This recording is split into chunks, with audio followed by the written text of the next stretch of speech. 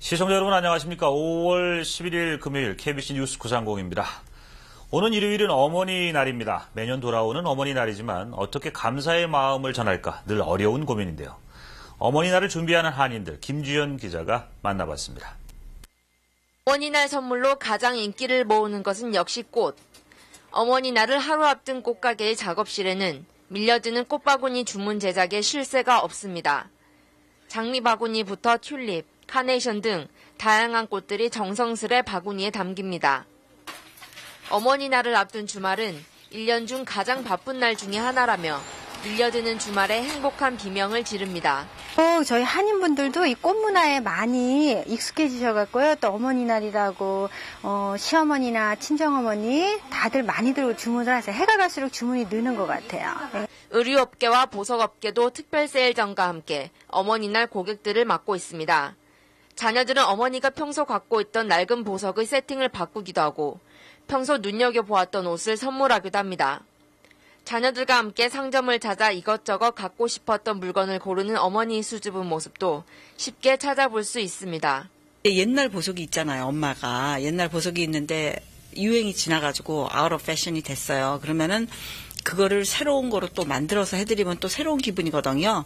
그러니까는 이게 자식들이나 남편들이 와가지고 임의를 하는 게 아니고 어머니를 모시고 와서 좋아하는 스타일이 있으면은 그 자리에서 이렇게 세팅해가지고 가요.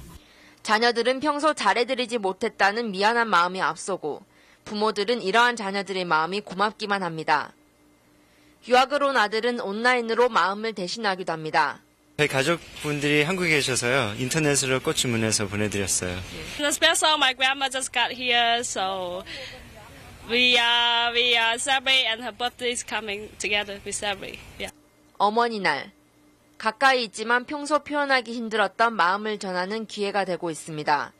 KBC 뉴스 김주연입니다. 네, 어제 정종화 전 JC 회장이 후보 등록을 마친 데 이어 오늘 서정일 전 체육회장도 후보 접수를 끝냈습니다.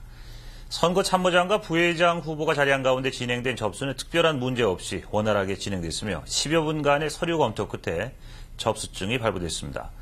이로써 지난 1993년 이후 14년 만에 경선 가능성이 높아지고 있습니다.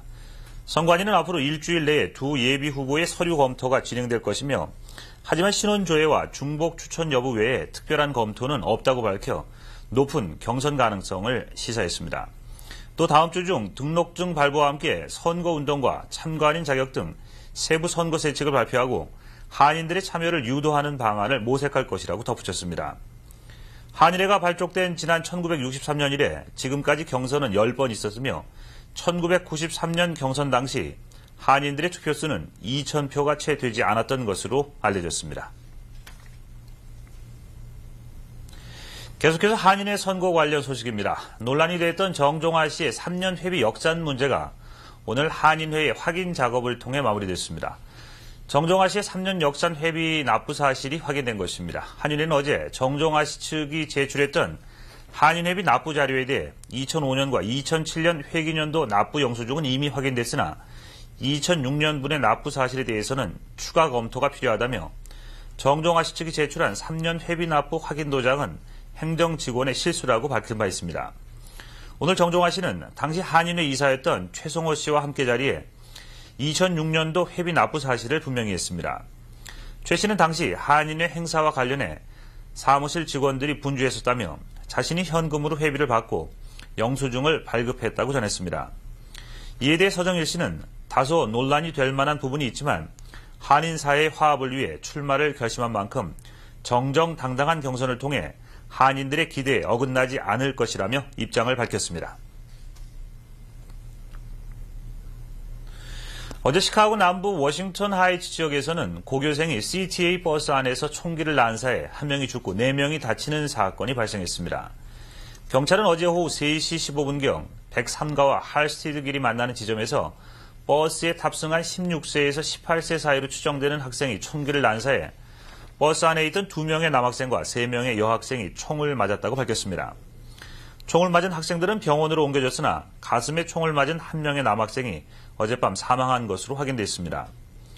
여학생 1명도 현재 부상 정도가 심각한 것으로 알려지고 있습니다. 총을 난사한 용의자는 현장에서 도주했으나 경찰은 버스에 설치된 감시 카메라 비디오 테이프를 확보하고 조사를 벌이고 있습니다. 경찰은 사건이 발생한 지역이 특히 갱 관련 범죄 다발 지역으로 이번 사건 역시 무차별 총격이 아닌 보복성 사건으로 추정하고 있습니다. 이번 사건으로 사망한 블레어 홀트 학생의 부모는 각각 시카고 경찰과 소방관으로 일하고 있으며 학생 역시 갱 조직과는 상관없는 학교 모범생인 것으로 알려졌습니다.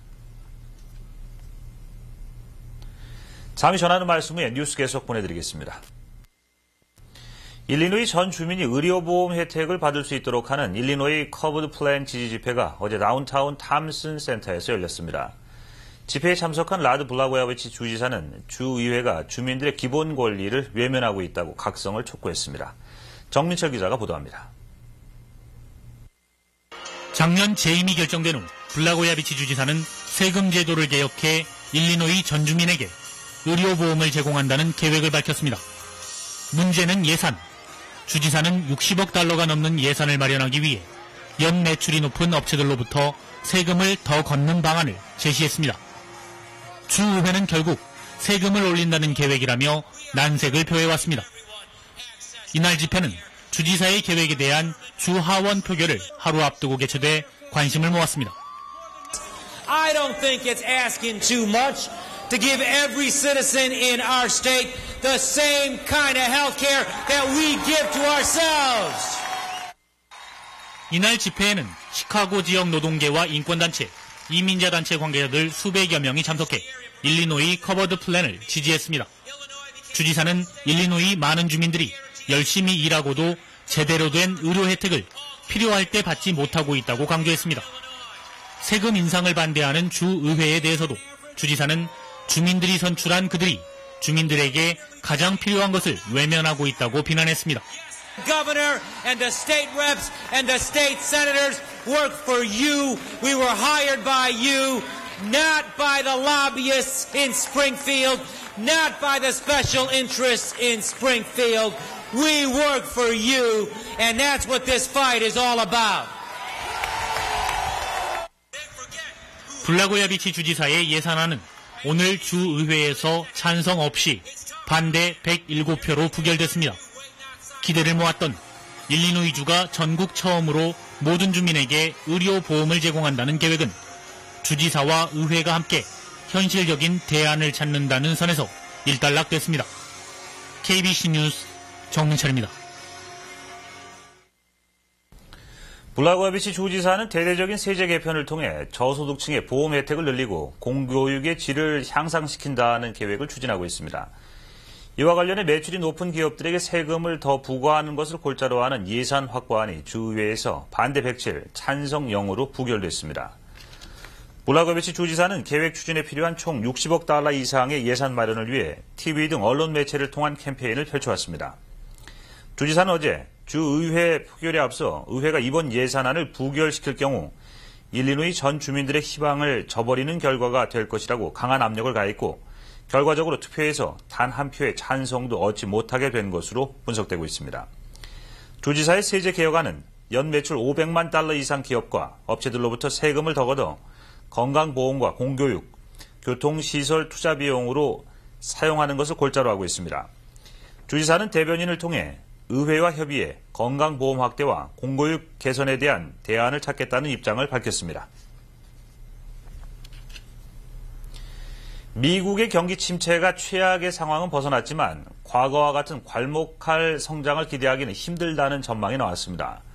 월스트리트저널은 실물경제학자 60명을 대상으로 조사한 자료를 통해 1.3%의 성장률을 보인 지난 1, 4분기의 경제성장은 최근 4년 동안 가장 낮은 것이었으며 내년 미국의 국내 총생산 3% 수준에 못 미치는 등 둔화세를 벗어나기는 힘들 것이라고 전했습니다. 경제 전문가들은 올해 성장을 부추길 만한 새로운 인프라가 없다고 지적하고 실물 경제의 70%를 차지하는 개인 소비가 올해도 약세를 벗어나기 힘들 것이라고 전망했습니다. 뱅크 오브 아메리카의 마이크 레비 분석가도 연말에 접어들면서 주택 건설이 다소 회복돼 경기를 부추길 것이라고 예상하면서도 큰 성장을 기대하기는 힘들 것으로 내다봤습니다. 또 주택시장이 지난 1년 반 동안 연속 침체에서 벗어나지 못할 것을 예로 들며 올해도 평균 주택가격은 1% 이상 하락할 것이라고 예상했습니다. 위안부 결의안이 곧 외교위원회에 정식 상정될 것으로 보입니다. 하원 외교위 산하의 아시아 태평양 소위원회가 위안부 결의안에 대한 심의 표결 절차를 생략하겠다는 방침을 확정하면서 결의안이 곧바로 외교위원회에 상정될 수 있게 된 가능성이 높아진 것입니다. 의회 관계자는 오는 23일 법안 표결을 위한 외교위원회 회의가 예정돼 있다며 적절한 여건이 갖춰진다면 이날 위안부 결의안이 외교위에 상정돼 가결될 가능성이 있다고 예상했습니다. 위안부 결의안 통과를 위한 워싱턴 범 동포대책위원회는 위안부 결의안에 공동 발의자로 서명한 의원 수가 현재 114명으로 늦어도 다음 주까지는 목표선인 120명의 무난히 이를 것으로 예상된다고 전했습니다. 이문영 공동위원장은 공동 발의 의원 수가 급속히 늘어나는 데 대해 미 의회 관계자들도 놀라움을 표시하고 있다며 오는 26일 메모리얼 데이 연휴가 시작되기 전에 외교위원회 결의안이 통과된 후 6월까지는 결의안이 하원 본회의를 통과할 것으로 기대한다고 말했습니다. 네트워크 뉴스입니다. 뉴욕의 한 시에서 지역 주민들의 화합을 돕는 세미나가 열렸습니다. 지역의 총체적인 발전을 위해서 아시안들의 협조가 당부됐습니다. 뉴욕 MKTV 이유겸 기자입니다. 버겐 커뮤니티 칼리지에서 개최된 제1회 인간교류 세미나는 다인종 다문화 사회와 버겐 커뮤니티 정부의 정책이란 주제로 개최되었습니다. 이날 패널로 참석한 마이클 와일드 잉그루드 시장은 뉴저지는 미전역에서 가장 다양한 출신의 이민자들이 모여 사는 곳이며 미국은 이민자들이 세운 나라인 것만큼은 분명한 사실이라고 말했습니다. 또한 우리는 반드시 여러 민족들의 뿌리에 대해 이해해야 한다고 강조했습니다. 그리고 이는 곧 버겐 커뮤니티와 각 문화 집단의 결합을 의미하며 이것이 정상적으로 이루어질 때 카운티 발전을 이룩할 수 있다고 역설했습니다. 와일드 시장은 이민자들이 미국 시민으로서 살기 위해서는 1차적으로 언어의 문제가 해결되어야 하며 미국 역사를 정확히 이해해야 한다고 강조했습니다. 또한 아시아 이민자들은 정부 차원에서 특별한 관심을 갖고 별도의 정책을 마련해야 할 존재라고 밝히며 앞으로 사회적 참여에 힘써줄 것을 당부했습니다. Unfortunately, in Bergen County, I don't see it developing itself as it could and as it should deserves because of its extraordinary presence in commerce and in all facets of life. And I hope that they will continue to build upon some of the successes that they've had nationally in this particular arena and in this region. 마이클 와일드 잉그루드 시장은 2003년 처음으로 선출되어 지난 2006년 11월에 재선에 성공, 두 번째 임기를 수행 중입니다. 간추린 뉴스입니다. 시카고 지역 한인 교육자회가 오는 6월 시카고에서 개최될 제3회 북한 선거학교를 앞두고 관련 설명회를 개최합니다. 설명회에는 38년간 북한 평양사범대학 교수로 재직한 북한 전문가인 김현식 교수가 초청돼 특강을 갖습니다. 설명회는 14일 월요일 오후 7시부터 시카고 한인교회에서 열릴 예정입니다. SAT, ACT 만점과 2006 웬디스 고교 하이스먼상 최종 결선까지 올라 관심을 모은 한인 이형진 군의 어머니 배선래 씨를 초청한 자녀교육 세미나가 개최됩니다. 이번 세미나에서 배선래 씨는 이형진 군의 학교 생활과 사회생활 전반에 걸친 에피소드와 함께 자녀 교육에 대한 조언과 경험담을 나눌 예정입니다. 아이사랑이 주최하는 이번 세미나는 오는 14일 정오부터 놀스브룩 도서관에서 열립니다. 명문으로 손꼽히는 버지니아주 토머스 제퍼슨 고교에서 한인 학생 2명이 교사의 컴퓨터를 해킹해 성적을 조작한 사실이 적발돼 퇴학 조치됐습니다. 학교에서도 성적 상위권으로 알려진 2명의 한인 학생들은 A를 받고도 A+에 해당하는 스트롱 A를 받으려고 조작했다는 것이 드러나면서 논란이 일고 있습니다. 교사들은 이번 사건이 학생에 대한 한인 부모들의 기대가 너무 큰 데다 1등만을 강조하는 문화에서 비롯된 것이라고 지적했습니다. 다임러 크라이슬러가 2005년 다치 캐러밴과 크라이슬러 다운 앤 컨트리 미니밴을 센서 불량에 따른 에어백 오작동 가능성으로 리콜 조치한다고 밝혔습니다. 이번 리콜에 해당하는 차량은 전국적으로 27만 대가 넘을 것으로 추정되고 있습니다. 크라이슬러사는 에어백 오작동 사례가 지적되면서 리콜이 결정됐으며 부품과 수리비는 무상 처리될 것이라고 밝혔습니다. 오늘 서울 외환시장에서 원달러 환율은 어제에 이어 1.7원 추가 상승하면서 매매 기준율 926.8원에 장을 마감했습니다. 현재 환율로 미국에서 한국으로 송금할 때는 달러당 917.8원, 한국에서 미국으로 송금할 때는 935.8원입니다. 한국에서 달러를 원화로 바꿀 때는 달러당 910.59원, 원화를 달러로 바꿀 때는 943.01원입니다. 오늘 뉴욕 증시는 부진한 경제 지표들이 발표되면서 투자자들의 금리 인하 가능성에 대한 기대가 높아져 주요 지수들이 일제히 상승 마감했습니다. 이에 따라 오늘 다우존스 산업 평균 주가 지수는 어제보다 111.09포인트 오르면서 13,326.22포인트를 기록했습니다. 내스닥 지수 역시 28.48포인트 상승해 2,562.22포인트의 장을 마감했습니다. S&P 500 지수는 14.38포인트 올라 1,505.85포인트의 장을 마쳤습니다. 끝으로 날씨입니다. 오늘 시카고는 구름량이 많은 흐린 날씨를 보인 가운데 시간당 평균 20마일에 달하는 강한 바람이 불었습니다. 오늘 낮 최고 기온은 65도를 기록했고 습도는 55%, 바람은 북동풍이 시간당 평균 18마일 속도로 불면서 낮 체감 온도는 60도를 기록했습니다. 오늘 밤부터 시카고 지역은 구름이 걷히면서 맑은 날씨가 이어지겠으며 밤 최저 기온은 46도가 예상됩니다. 4월 동안의 시카고 날씨 살펴보겠습니다. 12일 토요일 맑겠습니다. 낮 최고 66도, 밤 최저 기온은 43도가 예보됐습니다. 13일 일요일도 맑은 날씨가 이어지겠습니다. 낮 최고 기온 69도, 밤 최저 기온은 53도가 예상됩니다. 14일 월요일 맑은 가운데 낮 기온이 80도를 넘어서며 크게 오를 것으로 하는 예보입니다. 낮 최고 81도, 밤 최저 61도가 예상됩니다. 내일 시카고 지역 해 뜨는 시각은 오전 5시 35분, 해 지는 시각은 오후 8시 1분입니다. 이상으로 금요일 밤 보내드린 뉴스 모두 마치겠습니다. 시청해주신 여러분 고맙습니다.